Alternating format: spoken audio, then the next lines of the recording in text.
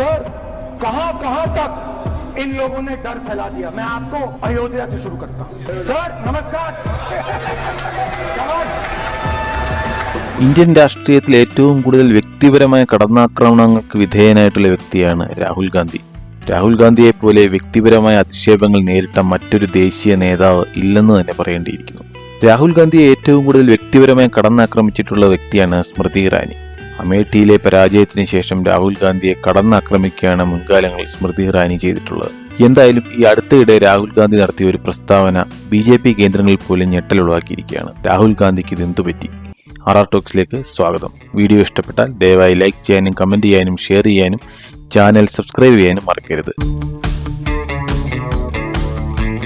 2019 ലോക്സഭാ ഇലക്ഷനിൽ അമേഠി മണ്ഡലത്തിൽ രാഹുൽ ഗാന്ധിക്കെതിരെ വിജയിച്ചതോടുകൂടി സ്മൃതി ഇറാനി രാഹുൽ ഗാന്ധിയെ പല തവണ വ്യക്തിപരമായി അധിക്ഷേപിക്കുന്നതിനും വെല്ലുവിളിക്കുന്നതിനും തയ്യാറായിട്ടുണ്ട്. പലപ്പോഴും വാർത്താ മാധ്യമങ്ങളിൽ രാഹുൽ ഗാന്ധിയെ കളിയാക്കിക്കൊണ്ടുള്ള വാർത്തകൾ സ്മൃതി ഇറാനിയുടേതായി വന്നിട്ടുണ്ട്. എന്നാൽ 2024 ഈ കഴിഞ്ഞ ലോക്സഭാ ഇലക്ഷൻ സ്മൃതി ഇറാനിക്ക് ഒരു ദുസ്വപ്നം പോലെ കഷ്ടകാലം പിടിച്ചതായിരുന്നു.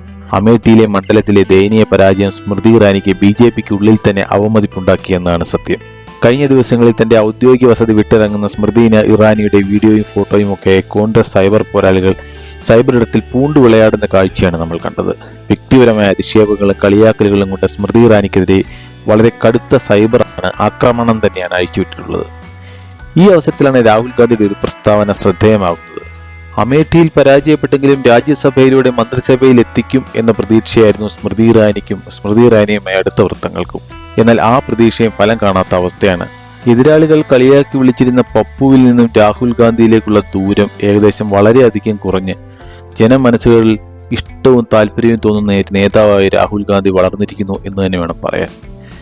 രാഹുൽ ഗാന്ധിയുടെ പ്രസ്താവന അതിനൊരു ഉത്തമ ഉദാഹരണമാണ്. സ്മൃതി ഇറാനിക്കെതിരെ ഉണ്ടാകുന്ന സൈബർ ആക്രമണങ്ങൾക്കെതിരെയുള്ള ഫേസ്ബുക്ക് പോസ്റ്റിലാണ് രാഹുൽ ഗാന്ധി തുറന്നു പറഞ്ഞിരിക്കുന്നത്. ജീവിതത്തിൽ ജയവും തോൽവിയും ഉണ്ടാകും. ശ്രീമതി സ്മൃതി ഇറാനിക്കോ മറ്റേതെങ്കിലും നേതാക്കൾക്കോ എതിരെ അപകീർത്തികരമായ വാക്കുകൾ ഉപയോഗിക്കുന്നതിൽ നിന്നും മോശമായി പെരുമാറുന്നതിൽ നിന്നും വിട്ടുനിൽക്കാൻ ഞാൻ എല്ലാവരോടും അഭ്യർത്ഥിക്കുന്നു. ആളുകളെ അപമാനിക്കുകയും അധിക്ഷേപിക്കുകയും ചെയ്യുന്നത് ബലഹീനതയുടെ ലക്ഷണമാണ്, ശക്തിയല്ല എന്നിങ്ങനെയായിരുന്നു രാഹുലിന്റെ പോസ്റ്റ്.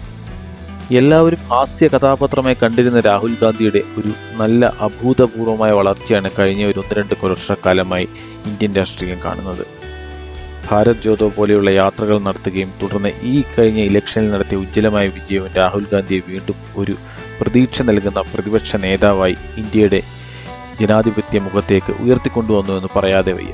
ഇപ്പോൾ സ്മൃതി ഇറാനിക്കെതിരെയുള്ള ആക്രമണങ്ങളുടെ പശ്ചാത്തലത്തിൽ രാഹുൽ ഗാന്ധി നടത്തിയ സ്റ്റേറ്റ്മെന്റ് പോലെയുള്ള പക്വമായ സ്റ്റേറ്റ്മെന്റുകളും പ്രതികരണങ്ങളും രാഹുൽ ഗാന്ധിയെ വ്യത്യസ്തനാക്കുന്നു എന്ന് പറയേണ്ടിയിരിക്കുന്നു.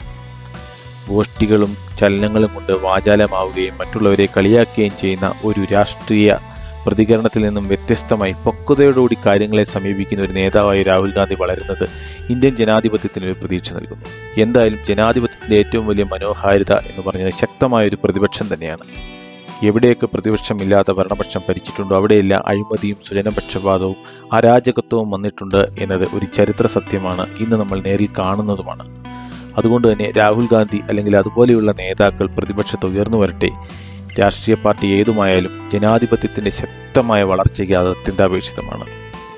നിങ്ങളുടെ രാഷ്ട്രീയം ഏതായാലും കഴിവും പ്രസക്തിയുമുള്ള നേതാക്കൾ ഉയർന്നു വരുന്നതിനെ സപ്പോർട്ട് ചെയ്യുക എന്നാണ് ജനാധിപത്യത്തിൽ ഏതൊരു പൗരൻ്റെയും കടമ എന്നാണ് RR ടോക്സ് വിശ്വസിക്കുന്നത്.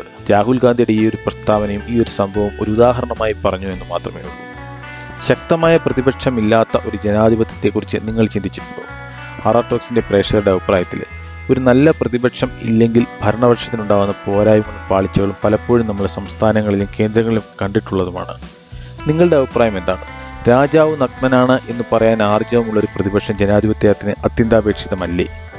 ഒരു പ്രതിപക്ഷത്തിൻ്റെ റോൾ എന്താണ് ജനാധിപത്യത്തിൽ? RR ടോക്സ് നിങ്ങളുടെ അഭിപ്രായങ്ങൾ കമൻ്റായി രേഖപ്പെടുത്തുക. അടുത്ത വീഡിയോയുമായി വരുന്നതുവരെ നന്ദി, നമസ്കാരം.